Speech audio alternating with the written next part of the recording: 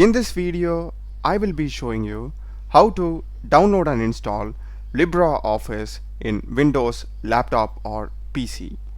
Let's get started. First thing, just Google LibreOffice. We'll be having the official link from LibreOffice.org. Click it.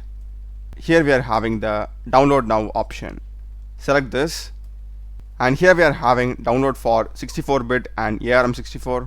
I will just go with the 64-bit one. The download will be getting started. It is around 355 MB in size, so just be patient.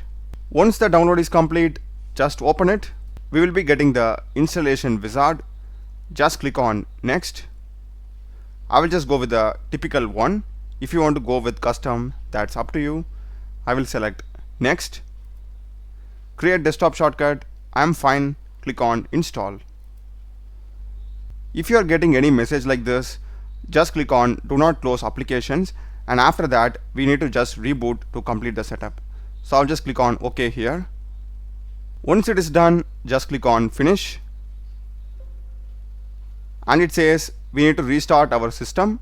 So if you want to restart now, you can do that. And as you can see, I am having a shortcut over here. I can open this. We will be getting the LibreOffice opened, and we can create so much of these: document, spreadsheet, presentation, and much more. If I go to search and type Libre, as you can see, we are having these many apps available. You can specifically open any of these and start using it. That's a video, guys.